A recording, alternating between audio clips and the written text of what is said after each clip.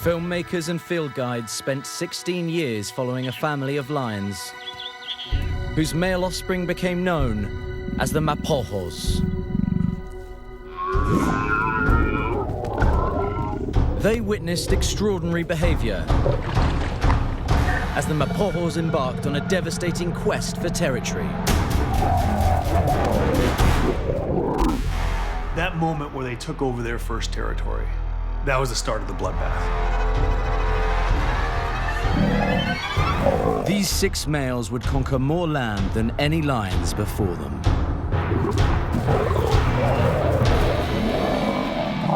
They were savage in their approach, eliminating any threat to their reign. We estimated that they killed more than 100 other lions in 1 year. The Mapojos were unprecedented in their aggression and violence. Their story exposes the rarely seen dark side of lions and their constant struggle to survive.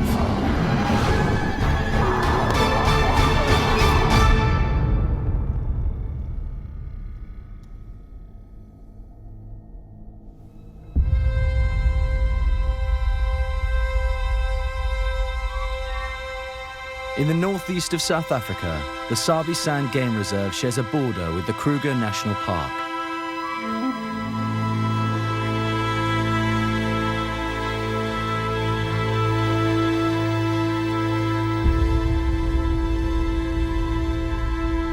More than twice the size of Yellowstone, the Kruger provides an abundance of wildlife with a direct route into Sabi Sand.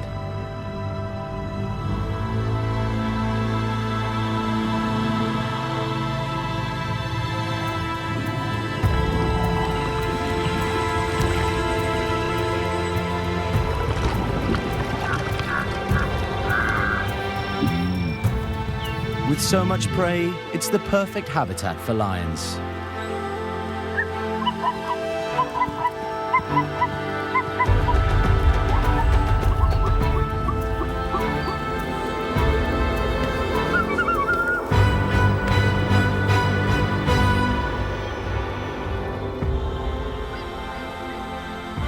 And it's here that for over a decade, filmmakers and field guides witnessed the epic rise of the Mapojo lions.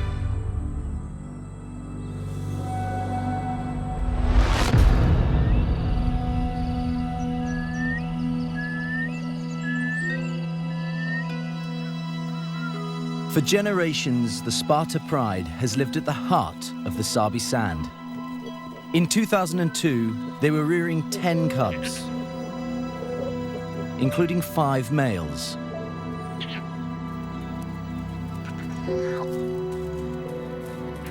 They were unnamed as cubs, but they would later be called Scar, Pretty Boy, Rasta, Kinky Tail, and Mr. T.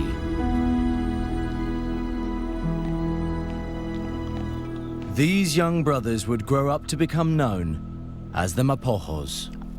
During the time that these guys were cubs, I was actually in Sabi Sand with the lions, and I do remember that Sparta pride with so many cubs. I remember there was 5 males. We've watched lions from just a few months old, and often it's very clear that some are more bold than others, and that others are a little bit more curious.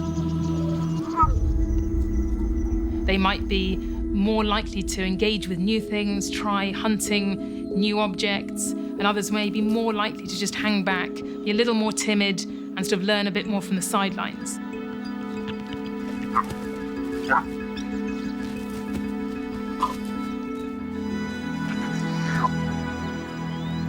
The particular ones that stood out for me were the 2 youngest. There was one that was clearly the leader. He was very brash. And there was always right behind him his little brother.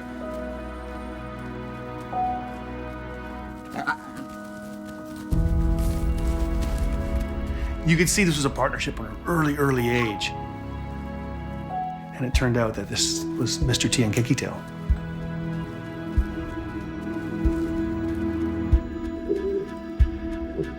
It wasn't just the strong bond between the two youngest Mapojos that set them apart from their older brothers.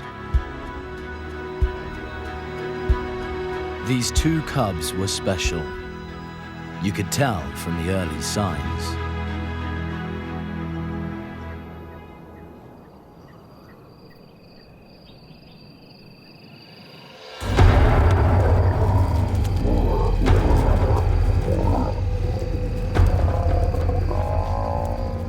Pride had pulled down a buffalo on one occasion. One of the big male, the fathers of these Mapojos, had taken over his carcass.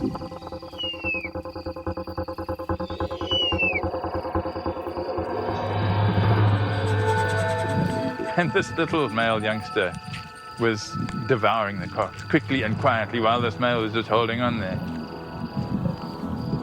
It shows a bit of fearlessness that a cub like that will just get in there. Could easily have received quite a swat from the paw of that male. Those were early days, but I think that behavior that I witnessed to that little one suggests that it was most likely either Mr. T or Kinky Tail as they became known.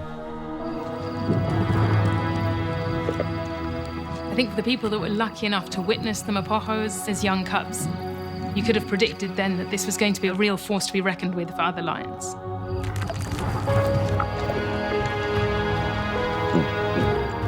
As long as those 5 males stayed together, you could tell they were destined for greatness.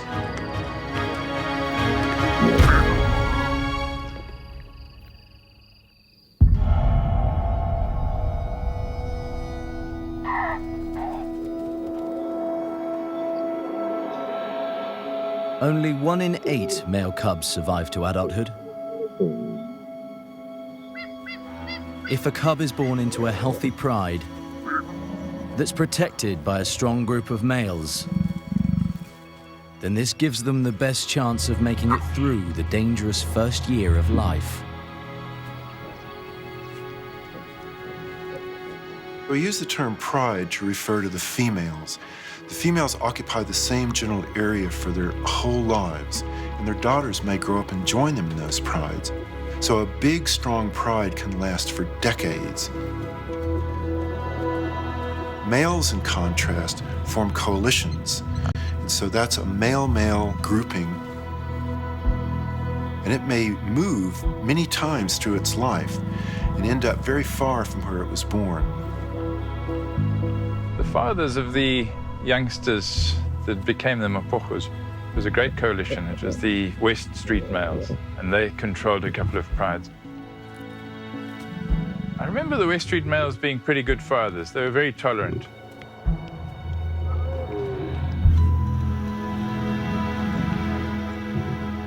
Male lions have this sort of view popularly that they don't do much, they just lie around, they mate, they scavenge food off the females.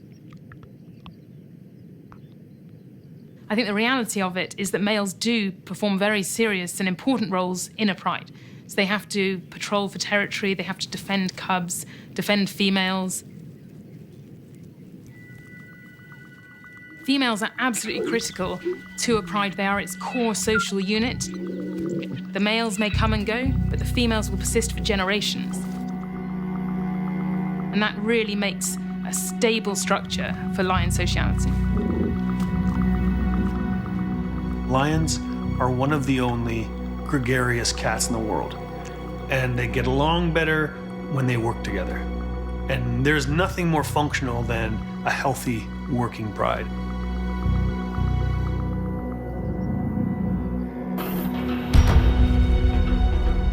The Sparta Pride had 10 cubs, including the 5 young Mapojos.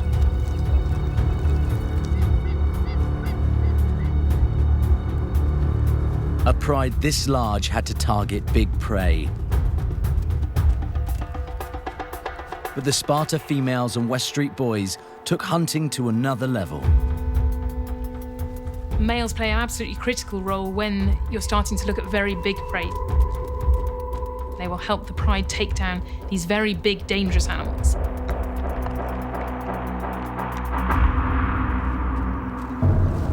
It's extremely dangerous for lions to take on an animal like a giraffe, partly just because of their size. A single kick from a giraffe can kill a lion. It's a very high risk but high reward strategy.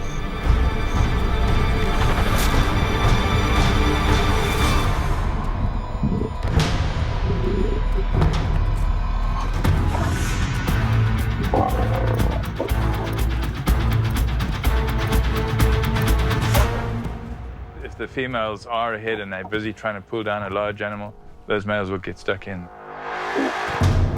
And the West Street males are no exception.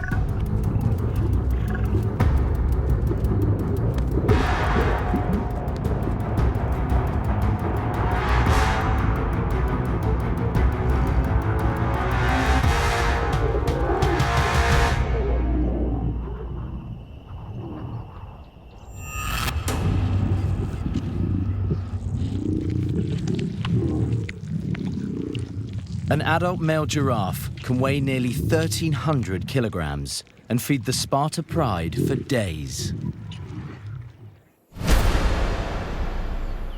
For young lions, in a place like the Sabi Sand, danger lurks everywhere. While Mr. T and Kinky Tail were still cubs, the rise of the mighty Mapojos almost came to a tragic end.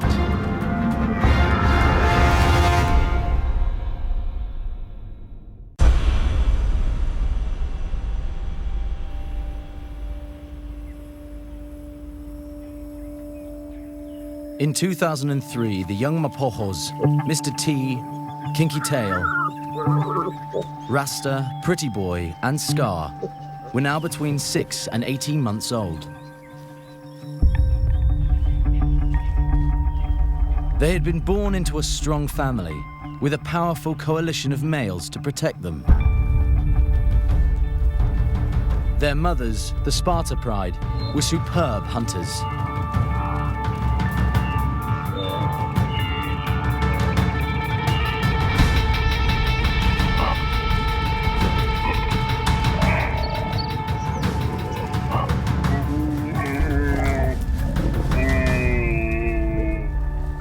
The Sparta females would be the key to helping the cubs overcome their biggest challenge: learning to hunt. Young lions will start honing their hunting skills from very early on. They'll start stalking whatever is in the area. And they will start to move on then to building up their skills and their confidence with then trying it out on different prey animals, often completely inappropriate ones, like I've seen them hunt porcupines, which are a very prickly proposition, and things like the honey badger is a terrifying thing to take on because it's a very aggressive animal.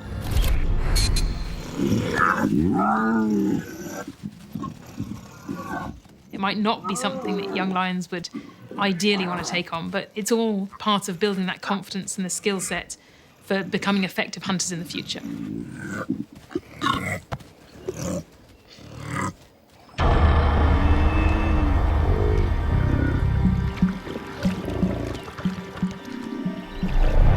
For the Mapojos, that future would be filled with bigger and stronger prey, especially one of the most dangerous animals in Africa, the buffalo.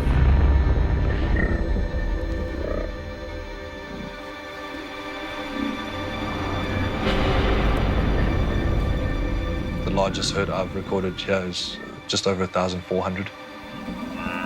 Other than that, there's small bachelor groups of easy 15 or 20 in a group, particularly along the river. And this is generally the groups that get targeted. Big bull buffalo weighs 900 kilos. That's 6 times as much as a female lion. It's over 4 times as big as a male.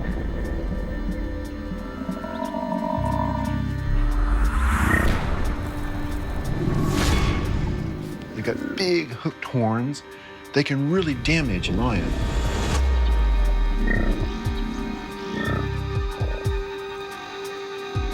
Watching lions hunting buffalo is always incredibly exciting, but it's often a 50-50 of either or being damaged.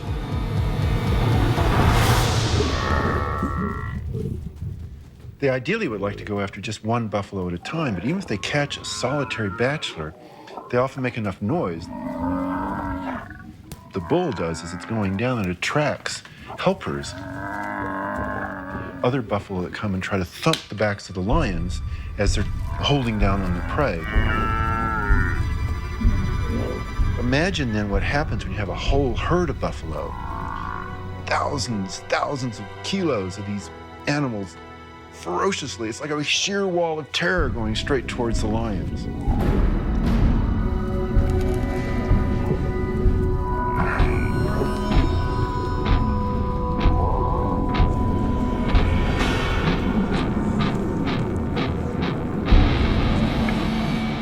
I've seen a lion full grown get thrown in the air and do 2 backflips.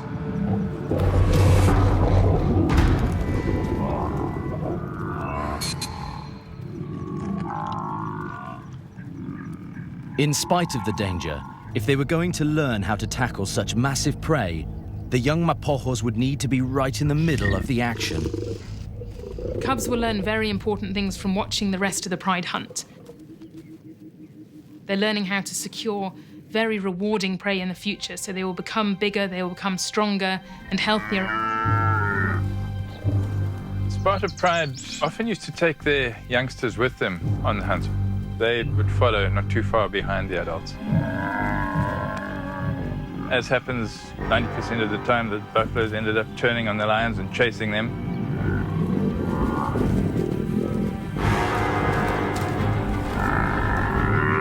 The pride adults tried to retreat. But the young Mapohos and their siblings were caught in the middle of the angry buffalo herd.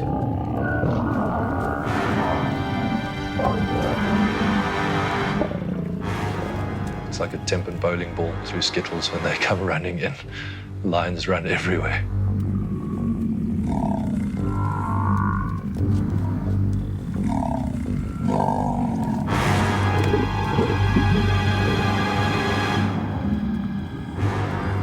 They must have chased him some distance, and in doing so, these youngsters must have just got caught in the traffic.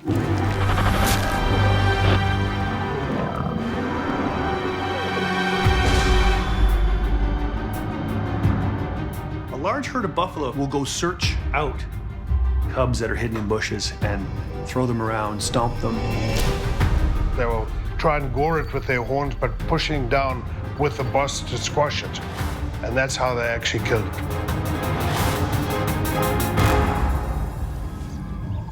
I do recall quite a lot of sadness around when a couple of the cubs of the Sparta pride were killed.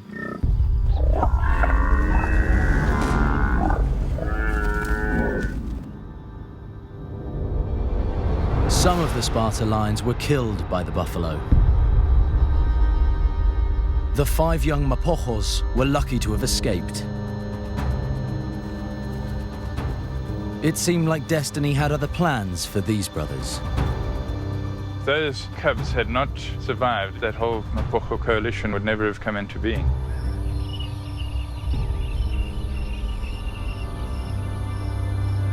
Mr. T, Kinky Tail, Rasta, Scar and Pretty Boy had beaten the odds and all survived past their first year of life. But a new threat, another danger, lay just beyond the horizon.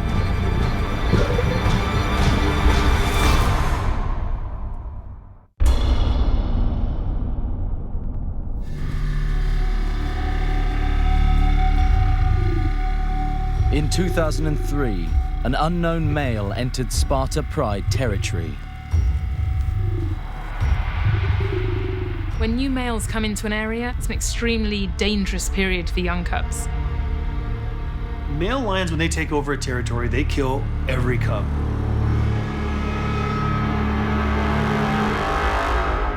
The young Mapohos were lucky. Against everybody's expectations, the intruder didn't kill the adolescent brothers. The new male also escaped death. In fact, the Sparta females and the West Street boys accepted him into the pride. I think it's the first that's ever happened from what's been documented.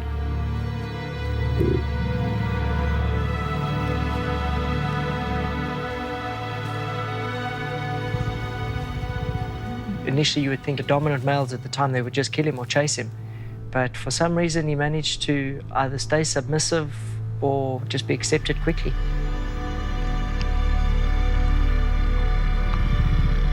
It seems most likely to me that he was a half-brother to the 5 younger males, because at that age, if he was about 4 years old, when he came in and joined that group, the fathers only really would have tolerated him if he was one of their sons from a nearby pride.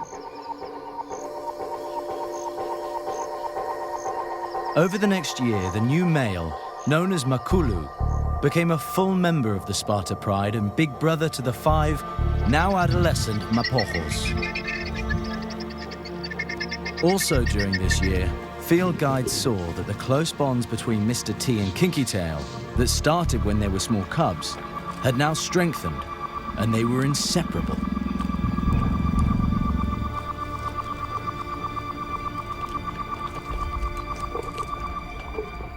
Mr. T was the dominant one, and Kinky Tail was definitely his right-hand man.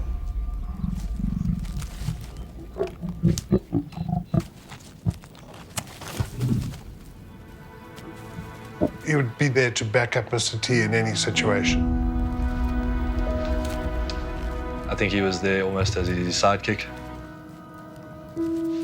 He always had Mr. T's back. He was always there when he needed him.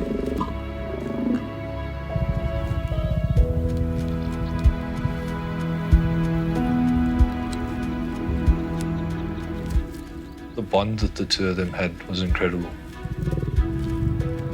They enjoyed being together, and that was special.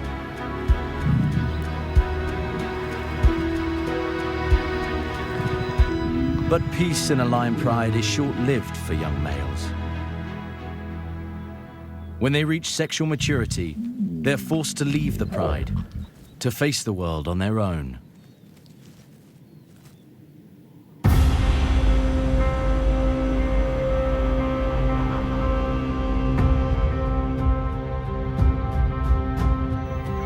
In 2004, the young Mapohos, along with Makulu 2 years their senior, were pushed out of the pride by their fathers.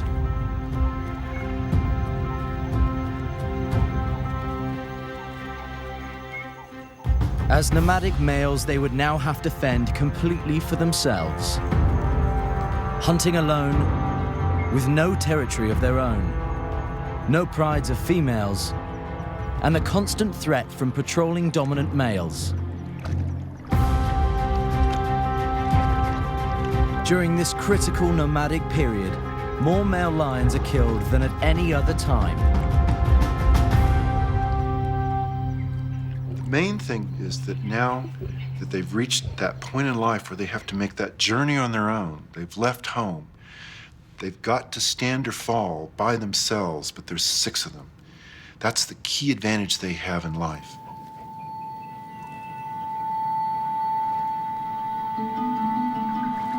By sticking together, these 6 males could turn the odds of survival in their favor. The Mapoho Coalition was formed.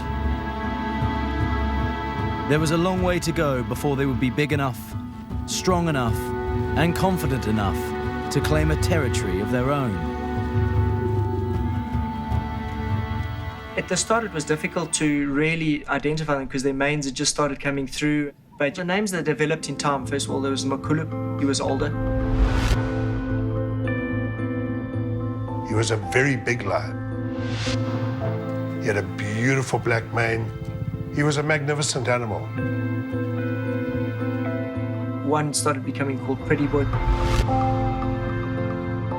because he was an incredibly good-looking male. We had the skew spine, or the scarred male. He had a very distinct scar on his back left hip and spine.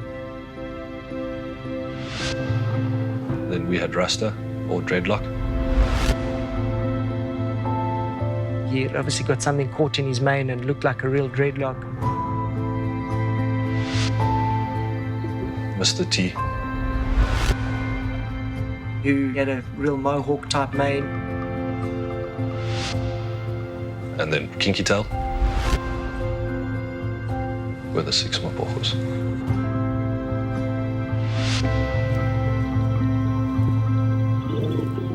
The word mapocho is a Swazi word for like a security group or a group operating together. We didn't realize it at the time, but looking back now, that's exactly how they operated. Young males, when they first leave home, they've got two problems. First is they're young, so they're stupid. And then they're males, so they're clumsy. So it's very hard for them to get that first kill. The mapojos had never had to take down large prey on their own. Making a kill would be their first challenge of survival.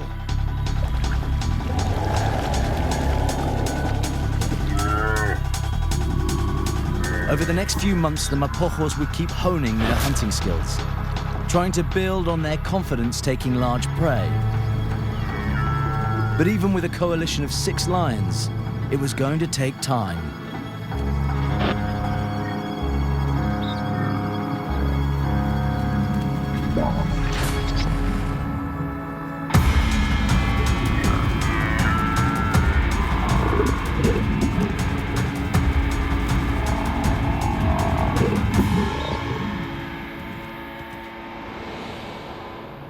Often they became opportunists, scavenging at carcasses wherever they could. Sometimes bullying females aside so they could quickly eat their fill. But with ever-watchful dominant males around, this led to the mapojos having some narrow escapes.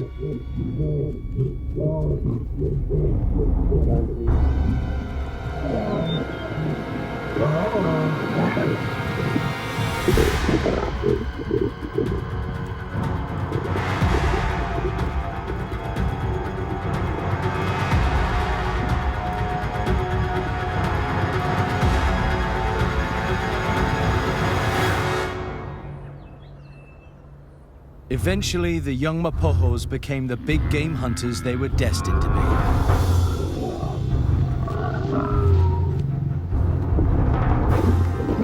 Buffalo were targeted most,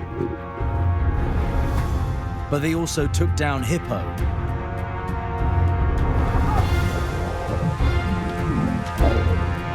young rhino, and like their fathers before them, they even killed giraffe.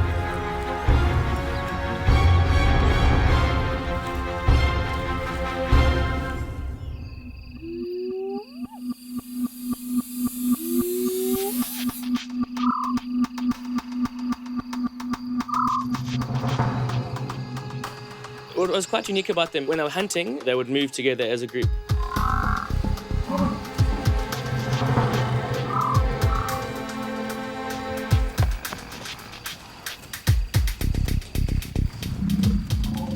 Kinky Tail was like a fox terrier. You know, he was game for anything. He was more like the brute. He did a lot of the leg work. Makulu Mapocho would often be the one that worked out where to go and would be the first one to loop around to like almost direct the show. And then Kinky Tail was the one who did the brute work of the attack, so grab on a buffalo. Mr. T and Kinky Tail were always in the middle of everything. They were always a little more aggressive in the actual kill.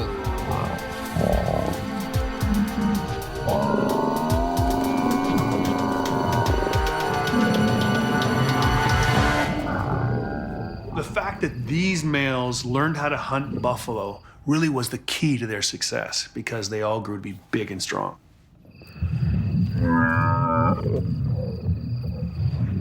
As their confidence grew, one individual began to take lion behavior to an extreme.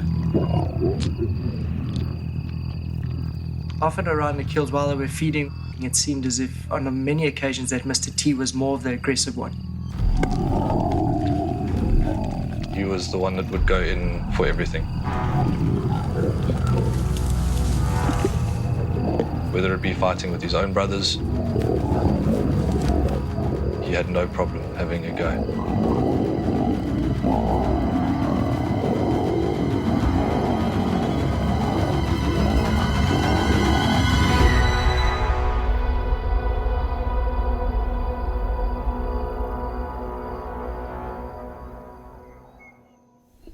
Mr. T may have been the youngest, but that didn't stop him from trying to dominate the coalition. But there was something standing in his way. In the Mapohos, Makulu had the darkest mane and he was the dominant male. The dark mane males are really quite superior. They have higher testosterone. When two males are in a competition with each other, we expect the black mane male to defeat the blonde mane male. Initially, Makulu was definitely the dominant one. He was a boss. He put the other 5 in their places.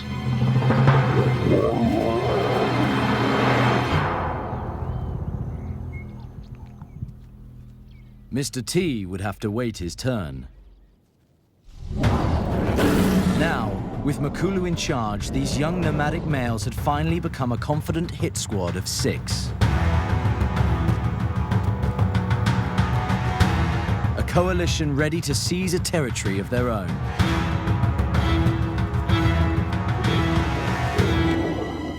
We knew there was big changes coming, but I don't think we had any idea of the level of violence it could go to.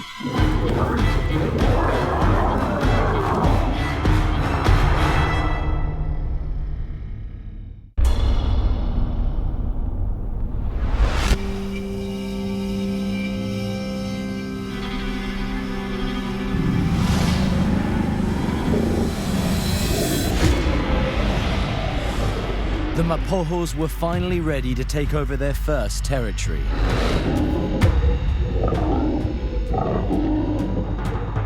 In 2006, led by Makulu, the 5 brothers, Pretty Boy, Scar, Rasta, Kinky Tail and Mr. T were about to embark on a reign of terror, the likes of which had never been witnessed in Sabi Sand.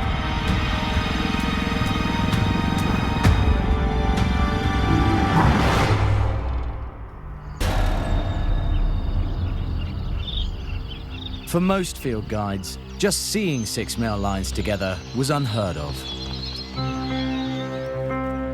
I can remember the first time I saw them all together was when they came for water one morning at a lake. I had a feeling they were going for water, so I positioned my vehicle around. And it turned out that they all came down to drink one by one, and 5 of them lined up together drinking. I just couldn't believe it. It's still one of my iconic photos.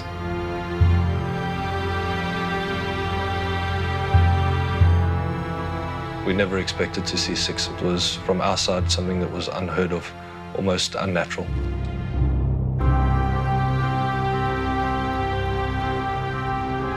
The key thing to realise about coalitions is that it's all about size.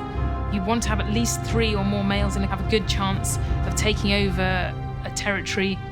6 lions is definitely considered a big coalition.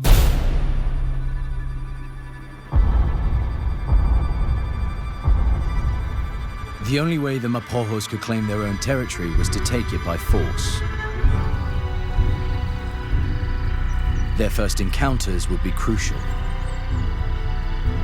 In 2006, the Mapohos entered the northern Sabi Sand, ruled by 4 dominant males.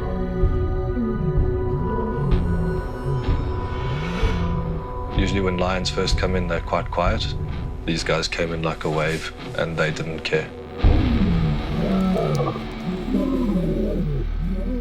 They were loud, they roared. They marked territory from the get-go.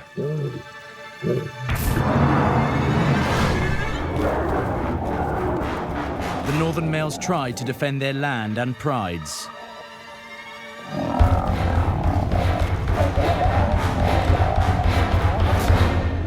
But the Mapohos were just too strong.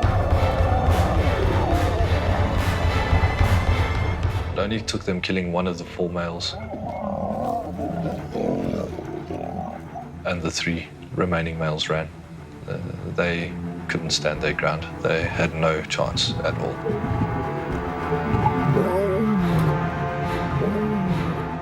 Finally, the Mapohos had taken over a significant territory of their own.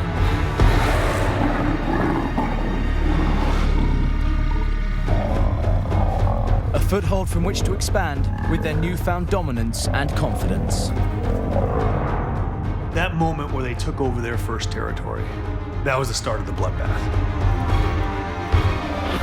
At that point, they knew no one was standing in their way. Over the next year, the 6 Mapohos took on any dominant males that crossed their path. Male's instincts, as soon as he's seen he's outnumbered, he's going to run. That's exactly what they did, and if they were caught, they were killed.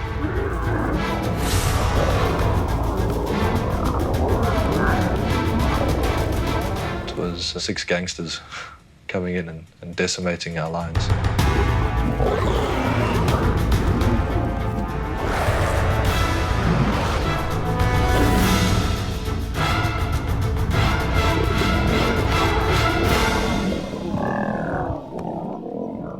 The more confident they got, their territories expanded because they kept pushing males further away, back into the Kruger, so really establishing a very large area.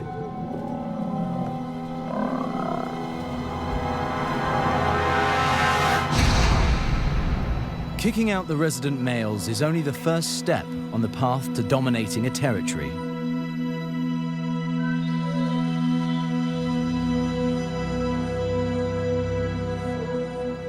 We were worried. We had prides that were settled, we had young cubs. You've seen cubs born and you get to 6, 8 months, you know them, they start getting their individual characters, and then these guys came.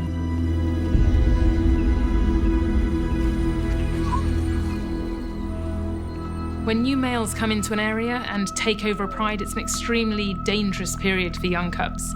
The males have no need to basically act as stepfathers and invest any resources in rearing another male's cubs. Male lions, when they take over a territory, they kill every cub. And any female that tries too hard to protect their cubs, they're gonna get killed too.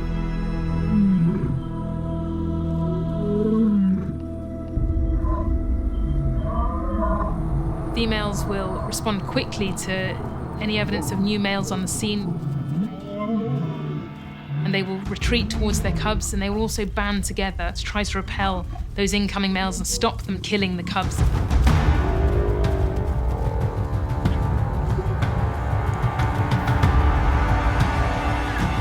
If the cubs are a bit older, she might move away with them just to not have to deal with that physical confrontation. The cubs are very immobile, then it's easier just for the female to confront that threat head on.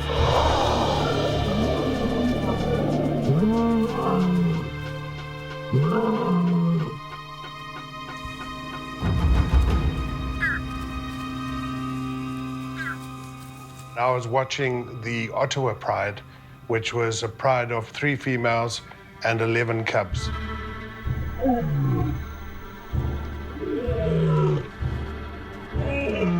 The Mapokos, you could see them tracking down this particular pride, and they actually had a conflict with the pride. It's pretty ruthless because you've got the females obviously trying to defend the cubs.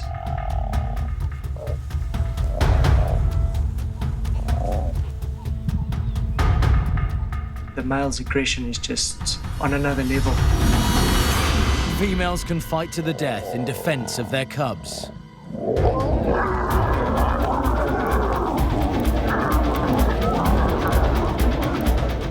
lot of action, there was a lot of running around, there was fighting around the Land Rovers.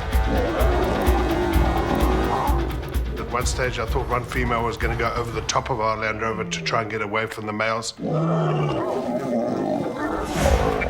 In all instances where the Mapokos started killing cubs, the females tried to protect their cubs, but the Mapokos were just too strong for them. A raging male lion out on a mission to do one thing, and that was to kill the cubs. Those lionesses had no chance. With the mother's defenses broken down, there was nothing standing between the Mapojos and the Ottawa Pride's young cubs.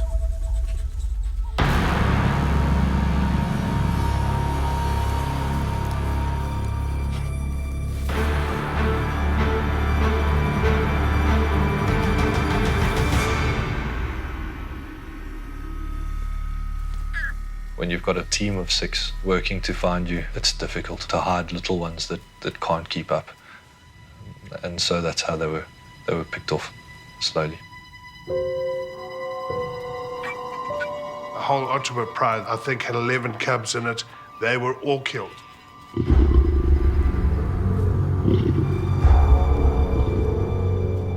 When you see males killing cubs, it's a very heart-wrenching thing for anyone to see. Even as a biologist, and I know it has a function evolutionarily, it's very difficult to witness. When they lose their cubs, females soon come into estrus, which enables them to breed again. Exactly what the Mapojos needed in order to perpetuate their own bloodline.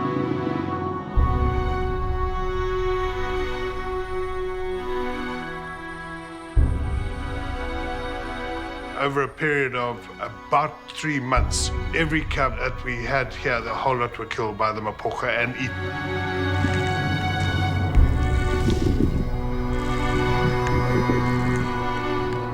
Mr. T and Kinky Tail, those two in particular, were quite bad in how intense they were of actually ensuring that they found and killed those cubs.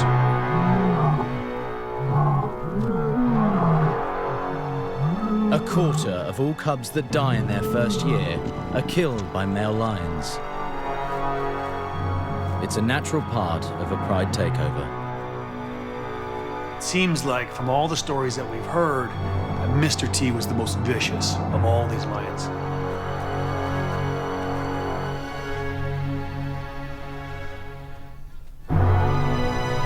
The violence normally ends with cub infanticide, but the Mapojo coalition was anything but normal.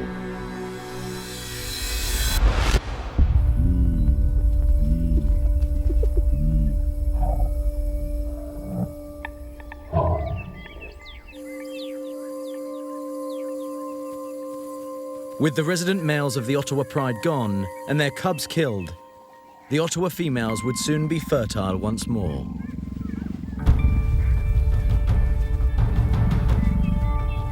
But with the 6 Mapojos coming into their prime, oozing testosterone, the competition amongst them to breed was intense.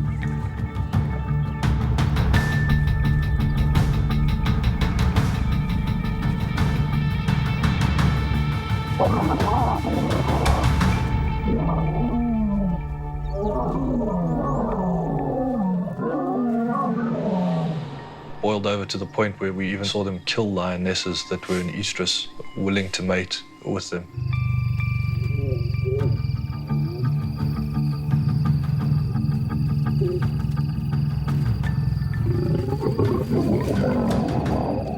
And not being able to decide, the 6 of them would turn on her and pull her apart.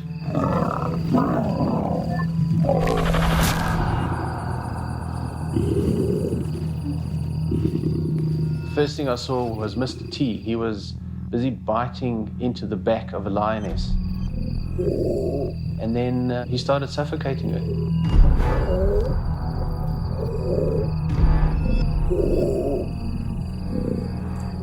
It took about 10, 15 minutes, and eventually the lioness was dead. And after that, Mr. T proceeded to eat her.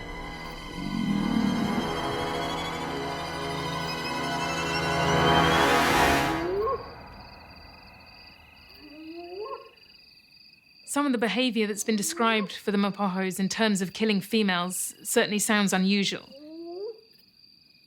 Killing females from within a pride, females that they've already been breeding with and they might have cubs with, is very unusual behaviour and something that I certainly haven't witnessed in the wild.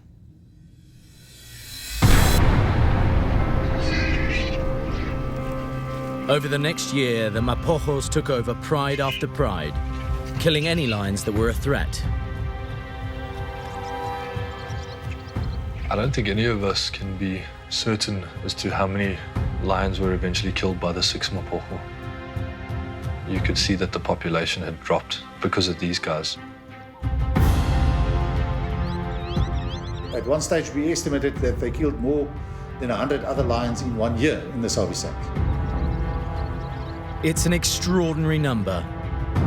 It seemed that with the Mapojos in power, no lions in the Sabi sand were safe. The Mapojos looked unbeatable.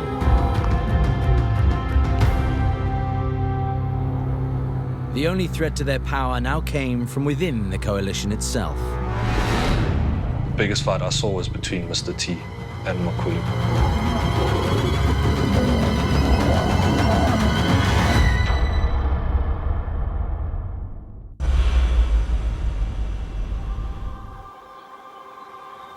By 2008, the Mapoho coalition had overthrown many dominant males and conquered a vast area.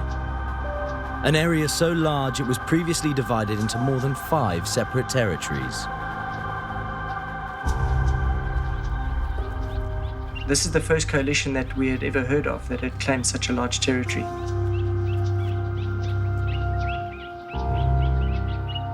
The distance that they covered pretty much dominated most of the Sabi Sands Game Reserve, which is close on 70,000 hectares. That's over 160,000 acres, 7 times larger than Manhattan. Somewhere like Sabi Sands, where you have dense prey, available water, and a high density of other lions as competitors, you're likely to have much smaller, more condensed territories. The fact that the Mapojos took up almost all of the Sabi Sands as their own territory is really a testament to how powerful a coalition they were.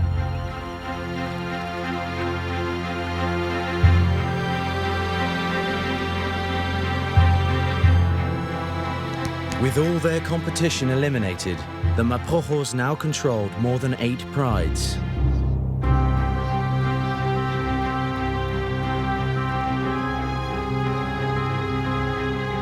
They were the undisputed kings of Sabi Sand.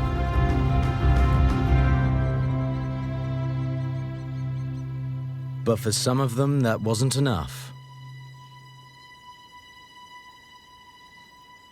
We often think of coalitions as a smoothly functioning unit, as if there's no real conflicts within the group. So there may be 1 or 2 dominant males, the subordinate males then have to decide, well, is it worth staying here as a helper to these few dominant individuals, or maybe we should just split in 2.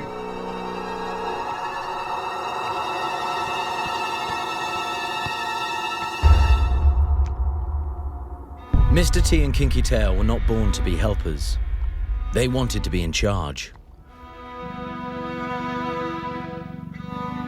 But one lion was standing in their way. Makulu was definitely the dominant one of the Mapoho. He was a boss. The biggest fight I saw was between Mr. T and Makulu, and it was Mr. T that came off second best.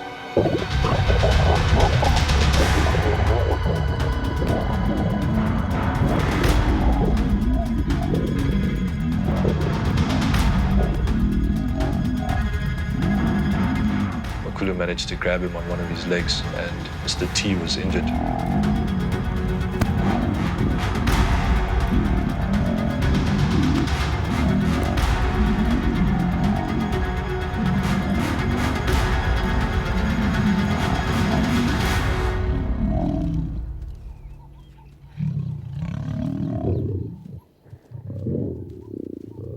That's where the split came. I think that might have been the reason, or one of the reasons, that the 2 left the 4. For most field guides, just witnessing a coalition of 6 males had been a first. But having this coalition split into 2 groups was unheard of. But that's exactly what happened in 2008. Mr. T and Kinky Tail were 6 years old and in their prime when they separated from the older Makulu, Pretty Boy, Rasta, and Scar. I'd never seen this happen where coalitions actually split up and set up 2 different coalition areas adjacent to each other. When the 6 of them split, Mr. T and Kinky Tail ran the north central part of the territory, where the 4 remaining ran the western sector.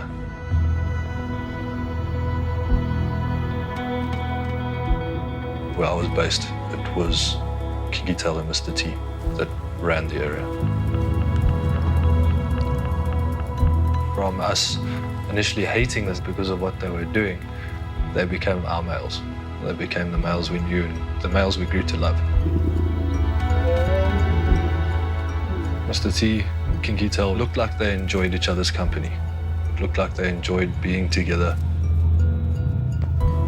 They looked like brothers. From then on, we very seldom saw any of the other boys. They would still meet on occasions, but they definitely had 2 different territories. Mr. T and Kinky Tail could now focus their efforts on having offspring of their own.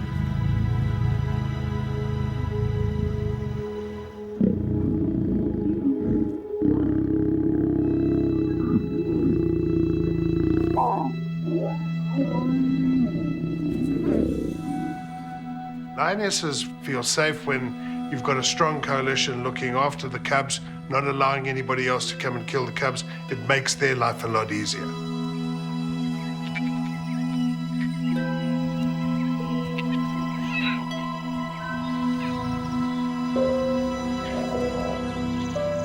We had quite a few cubs around. I think at least 15 of them between the Ottawa and the Shimongwe Pride.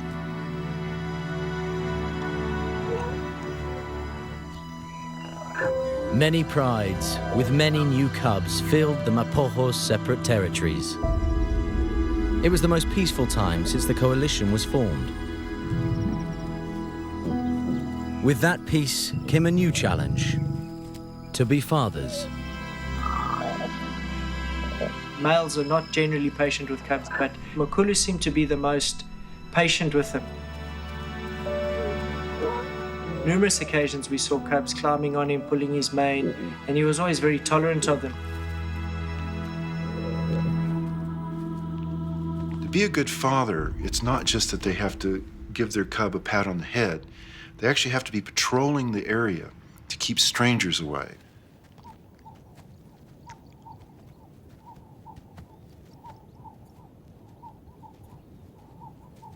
Male lions patrol their borders for territorial defense. They use various methods. They roar,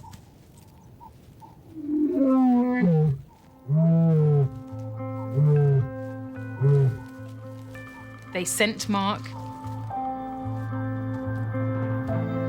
and they are patrolling physically just to show basically a presence in that area. And all that is to warn all the other male lions in the area that this is my pride, this is my territory. If you come in here, we're gonna fight. In the western half of the Mapocho's territory, one lion in particular took the lead for protecting the coalition's borders.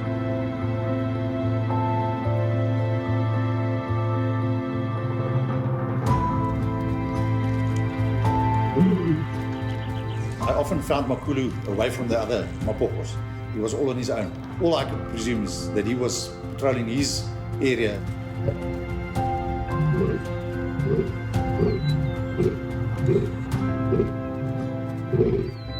He would be absent at times for a week at a time and then come back and join up with them.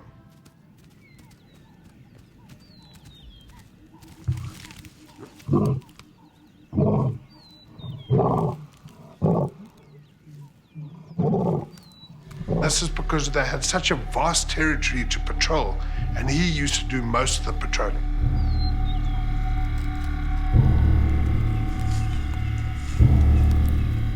Often we'd hear him roaring with his very distinct call that a lot of us could recognize.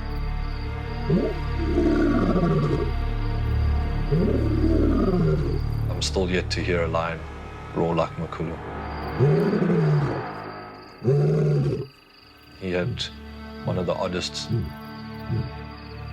but incredible roars of any lion. Where most lions will roar for maybe 45 seconds, a minute, and then rest.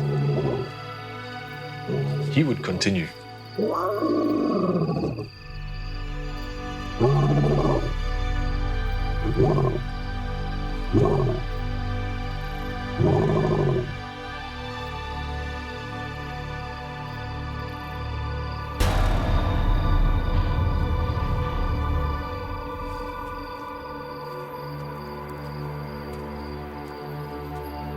By 2010, it had been 4 years since the Mapocho's first takeover. While Makulu was making a show of defending his borders, his task was easy compared to Mr. T and Kinky Tail's defense of the East. Their entire eastern boundary joined the vast Kruger National Park, home to many nomadic males that wanted Mr. T and Kinky Tail's territory and prides. There's always threat from somewhere, whether some nomadic male or some other large coalition of males that want to control your pride. We'd seen quite a few young nomadic males come in from Kruger, and Mr. T and Kinky Tail saw them off every time. They were almost like the defenders. They were the ones taking the hits. The only way that other lions could get to Makulu and the three were through Kinky Tail and Mr. T. For 2 years, Mr. T and Kinky Tail had fought off intruders, defending not only their territory, but also their brothers to the west.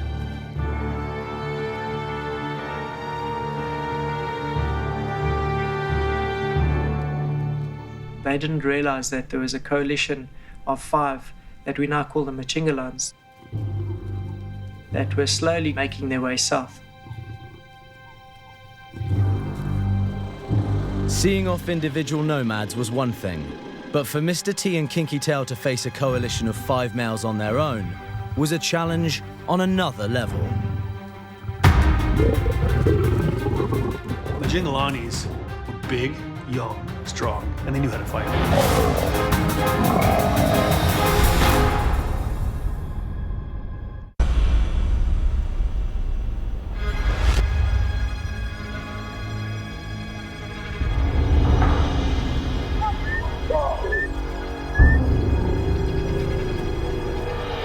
On the 8th of June 2010, a coalition of 5 male lions called the Majingalanis entered the northeastern section of the Sabi Sand. Since the Mapochos had first arrived, no one had seen such a strong coalition enter their territory.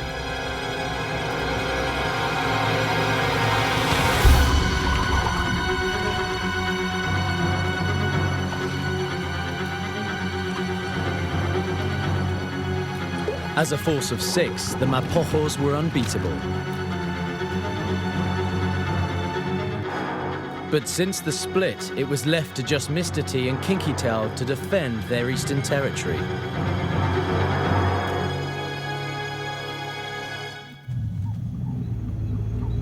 Now it was the Mapochos' turn to be outnumbered. It was 2 against 5. Because it was Mr. T and because it was Kinky Tail, because they'd never lost a fight before, there was no reason for them to believe that they couldn't handle this intrusion. But Majingalanis were big, young, strong, and they knew how to fight.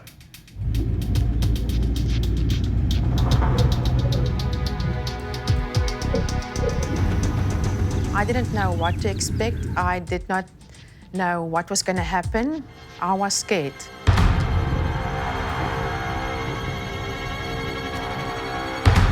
This young male lion came hurtling across the road. You could see something was wrong.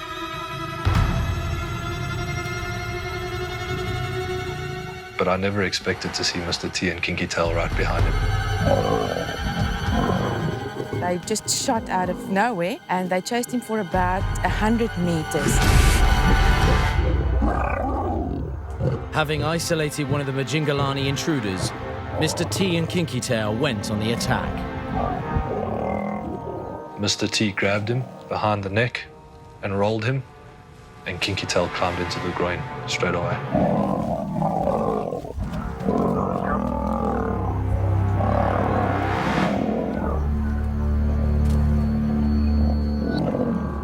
was roars and the most terrifying sounds. That was hair-raising stuff to see. Mr. T was raked numerous times in the face. I remember him going in and the young male actually locking onto his ear. Mr. T had to shake him off, almost ripping his ear off. But all the time while he was doing this, Kinky Tail was doing damage to the groin and the back legs.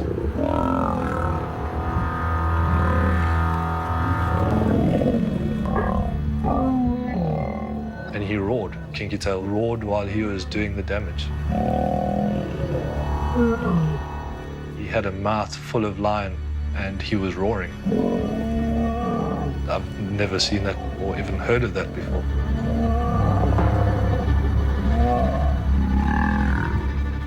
I've never witnessed anger, aggression or power like that ever. Majingilan just didn't give up. He kept on fighting back as well. It was two heavyweights against a middleweight and he lasted. We heard what it sounds like for a male lion to scream from pain.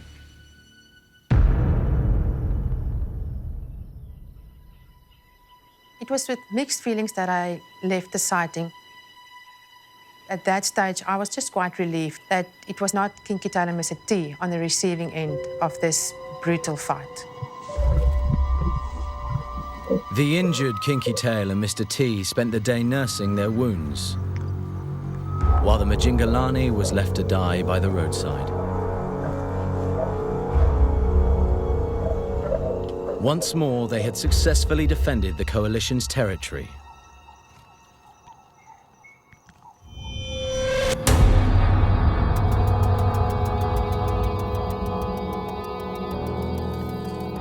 I did go back that evening. Kinky Tail was nursing a badly injured right paw. I think he possibly got bitten through the paw.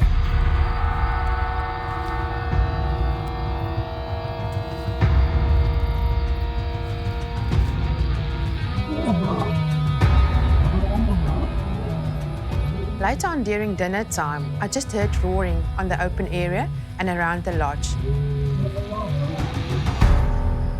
Suddenly, one of the rangers came knocking on my door, and the only words he said was, "Grab your camera and come."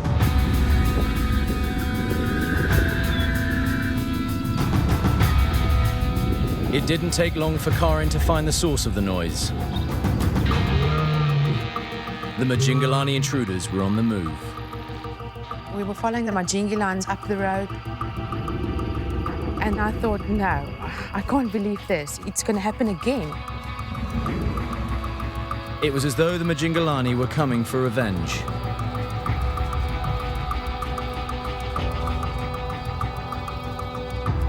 They'd made quite a bit of distance on us, so we had to try and catch up. And as we dropped through another little dip and came up on the far end, we just saw a cloud of dust and roaring, growling.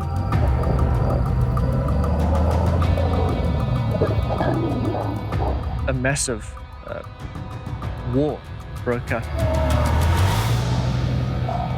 Still, we were not sure who was who. Only as we got closer, we saw that it's definitely one of the Mapogos with the 4 Majingilans on top of him.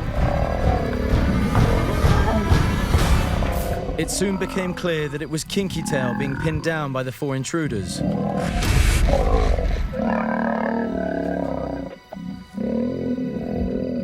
He was injured but fighting to escape.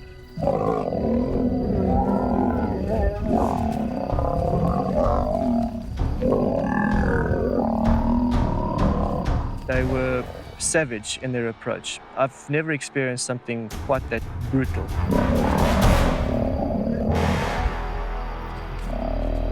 They were starting to take him apart limb from limb.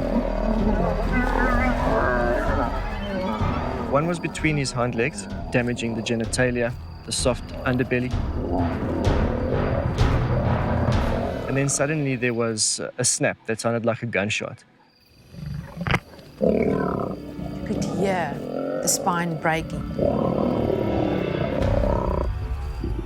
lots of blood.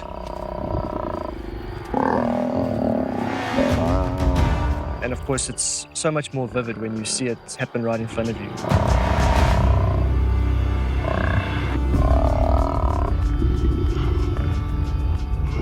The smell, the sound, the sight of it all, I think it's a little overwhelming.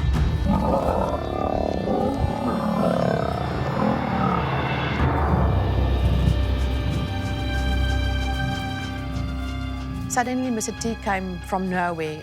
He came from the side, attacking one of the Majingilans.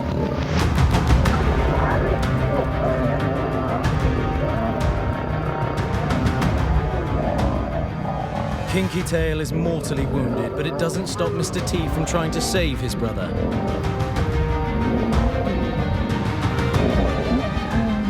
Taking on 2 Majingalani.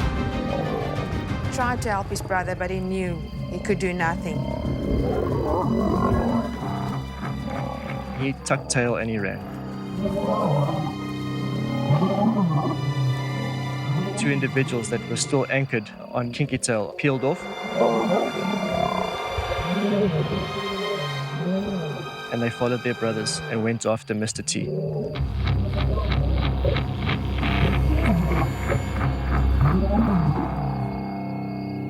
If caught, Mr. T would meet the same fate as his brother.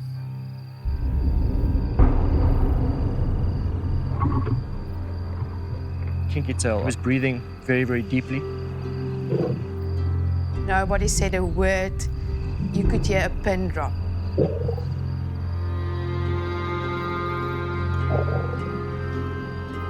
As much as we would like to save a life of an animal, but there's no way you can interfere. There's no way you can do anything. Mr. T managed to escape. The Majingalanis went back to finish what they'd started.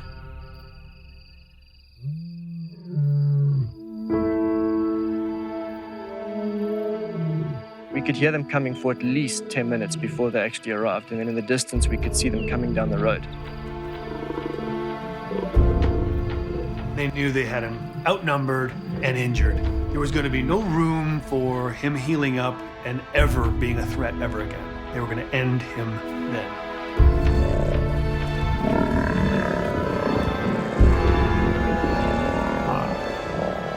By then we knew Kinky Tail's fate was sealed. He was going to die.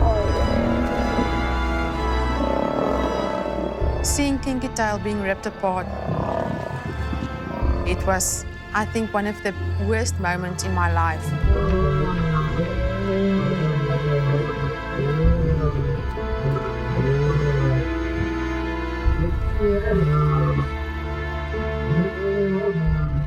One of the most difficult things for me was to see the reaction of the rangers. They were sad.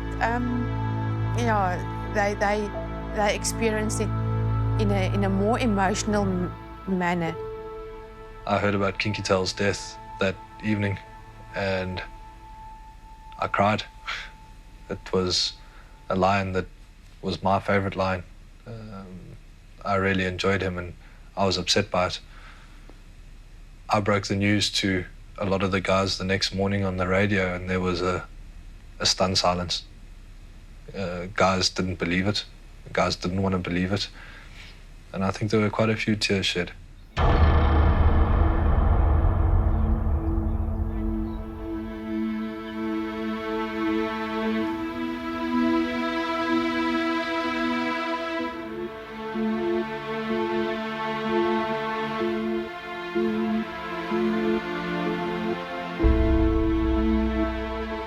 The next morning, we all left the lodge. We wanted to see and to know what happened during the night. As we got to the site, what we found there was shocking.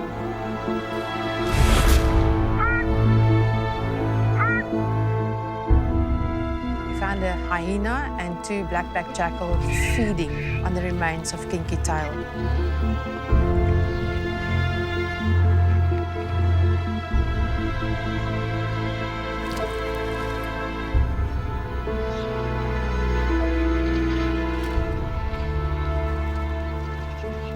He was gone. of such a big, proud lion, there was nothing left.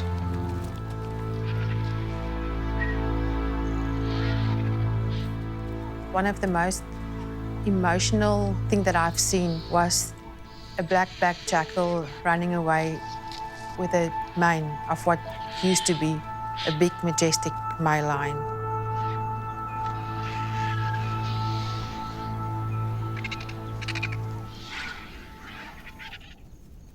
And that was the last I've ever seen of Kinky Tail.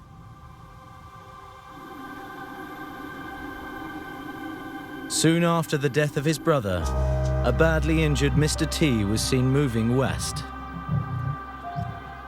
Mr. T decided this wasn't for him anymore. Not as a one-man band.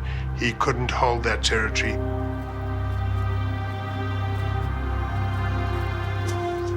I think Mr. T knew he'd lost his closest companion. His brother, his friend, somebody that would do anything for him. I think he also knew that he'd lost ground with regards to territory. Mr. T's natural instinct was to return to his coalition brothers.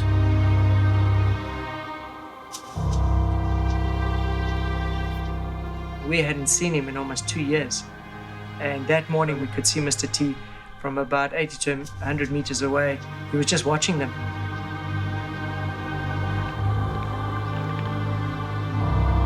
Makulu and his Western coalition had families now, cubs to protect. Instinctively, Makulu knew all too well what can happen when a male enters another lion's territory. Mr. T may once have been like a brother, now he was an intruder.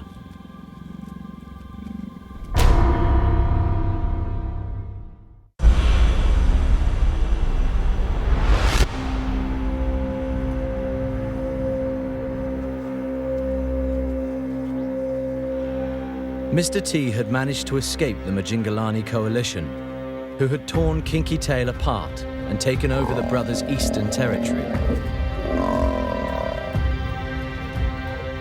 Now he headed west, where Makulu and the remaining Mapojos were still kings.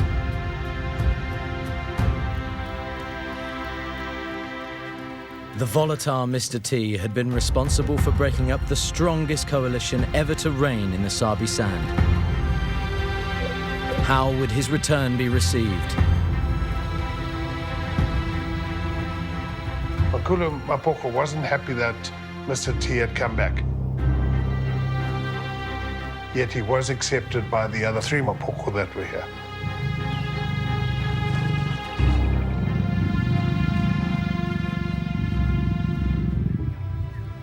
Very remarkable that he was able to rejoin his 4 colleagues back in the main coalition after that time. The field guides were relieved that Mr. T was accepted without bloodshed.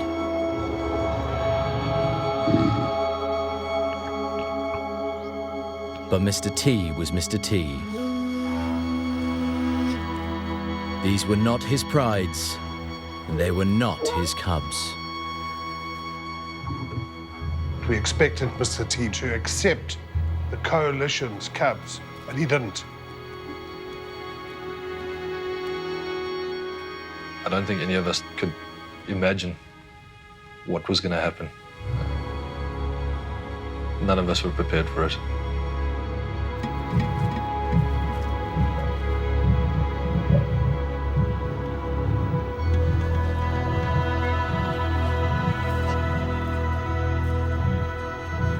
It was only a matter of days where he started to massacre all the cubs.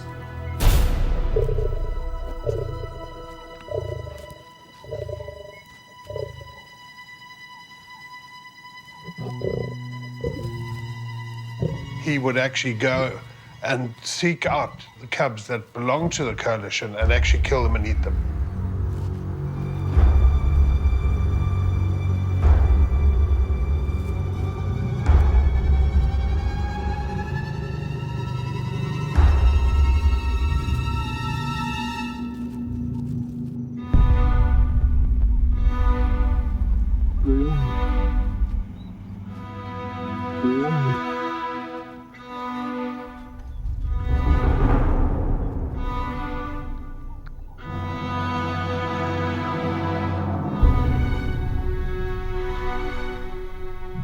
what was interesting, the other males didn't seem to do anything about it.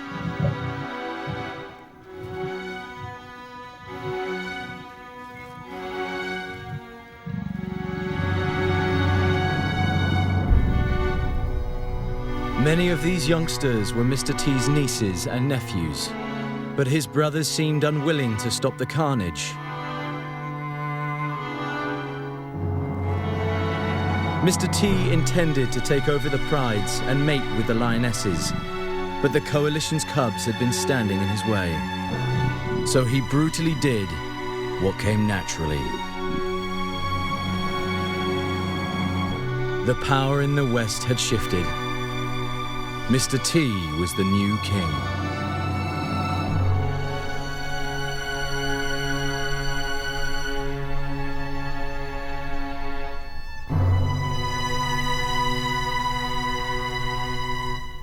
Once Mr. T had come back and killed all the cubs and established his dominance over the others, from then on we weren't sure what was going to happen. I think most of us had a fairly negative feeling about the situation.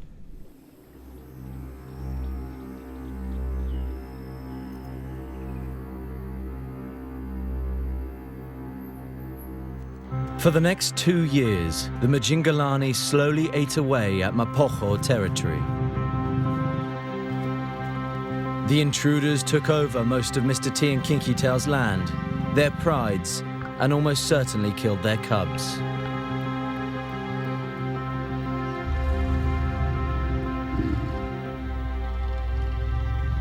During the long stalemate, more bad fortune struck the coalition when Pretty Boy and Rasta disappeared. It was suspected they were killed by the Majingalani. The mighty Mapocho coalition once ruled all of Sabi Sand. Now they were barely holding on to power. There were only 3 of the Mapocho left. There was the Makulu, Mr. T, and there was the Scar male. For 6 years, the Mapochos had been kings of Sabi Sand. Male lions don't normally survive in the wild longer than 12 years. Mr. T was 10, Scar 12, and Makulu was now 14. They were getting older, rivals were rising nearby, the end was inevitable.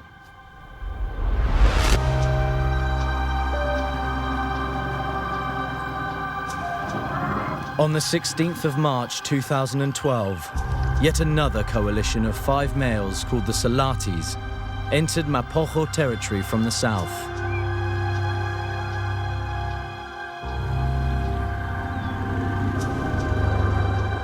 Early on morning drive, we turned off the car to just listen for something. We heard quite intense roaring coming from not more than 100 meters in front of us. And we followed the tracks.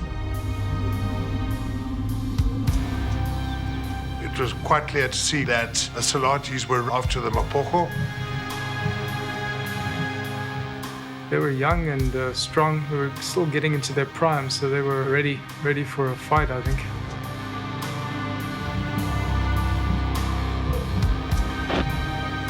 They had singled out one of the Mapocho, which one we weren't sure of.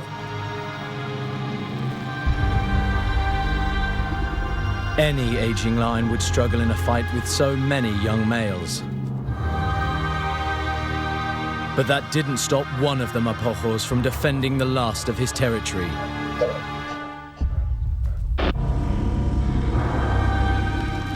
By the time I arrived at the scene, Mr. T had already been attacked.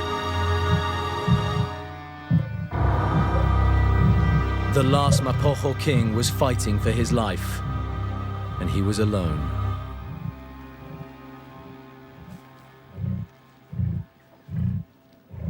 Had a big bite into his spine, just above the back legs, and he was paralyzed from the back legs down. This made him very vulnerable to the attacks from all 4 lions that were coming at him at once.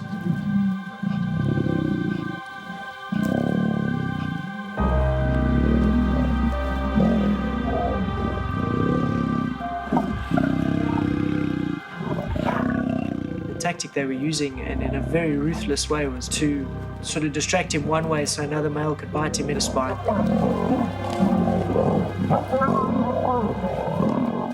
They knocked him over and would just maul him and bite him for 15, 20 seconds.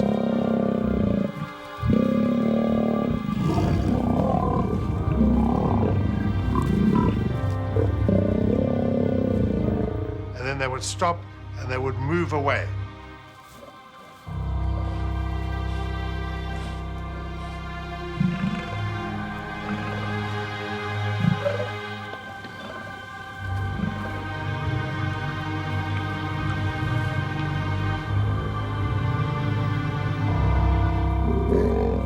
They would then get up again, they would come back, and the barrage would start again.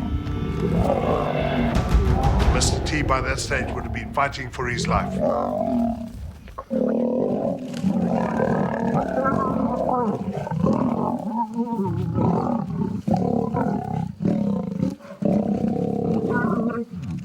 I can remember him looking back at me.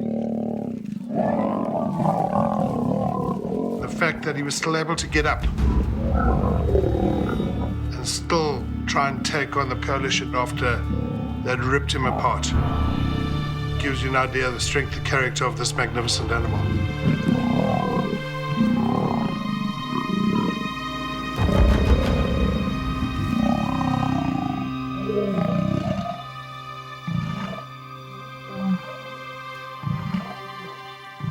The 4 male lions that were attacking Mr. T were roaring constantly. It was the sign of a takeover. They were in charge now, and they were roaring, and they were letting the whole world know that they were in charge.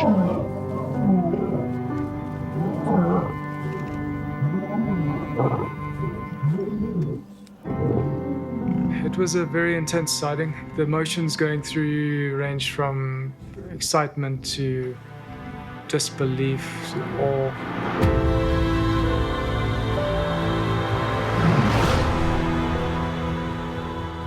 Big gaping wounds where his spine had been bitten down to, and just a very subdued lion with his head down on the ground, his paws forward and his back legs useless.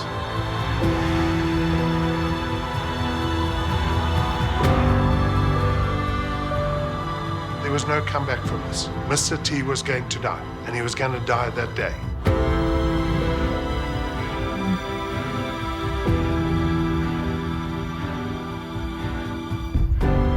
My brother and I were there, and we literally watched him take his last breath.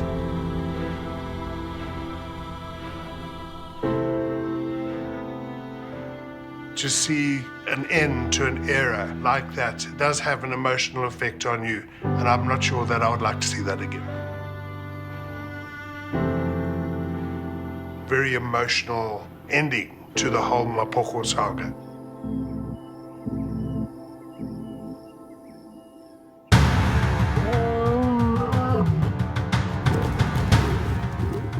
I think Mr. T, he lived like a male lion, and then he died like a male lion. He went out the way he probably would have wanted to have gone out, protecting and fighting for territory. After the Mapocho's 6 years in power, the most violent reign in people's memory had finally come to an equally violent end.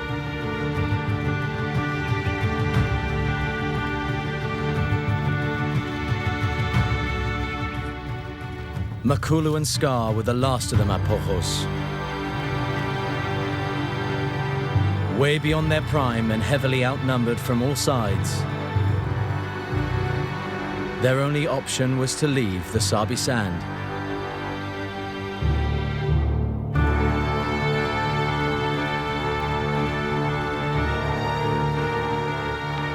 the Mapojos will never be seen here again.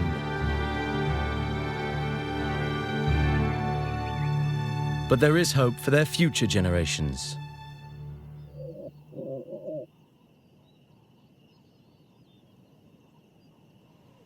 The Mapocho bloodline that I'm aware of that still lives on is within the Ottawa Pride. There's 3 big adult females. They have 2 sub-adults at the moment. But I'd like to think hopefully Makulu Mapocho fathered those females. The fact that his cubs were the ones that actually survived the onslaught of Mr. T. And I think it was sort of a bit of justice there. The more I hear about the Mapojos, they are an incredibly interesting group of lions, and they are, to some extent, the ultimate lion. It may seem that their behavior is evil, is very aggressive in terms of a human point of view, but ultimately, they are being the best lions they can be. The 6 Mapojos did what male lions have to do to survive and pass on their genes. But they took it further. They set new standards for conquering territory and exposed levels of violence never before witnessed in the Sabi Sand.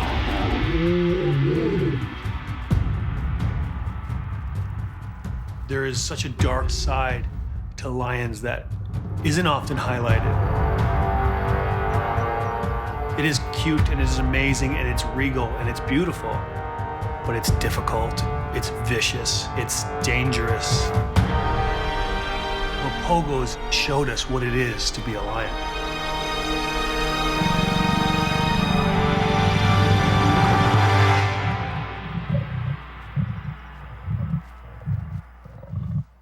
Dele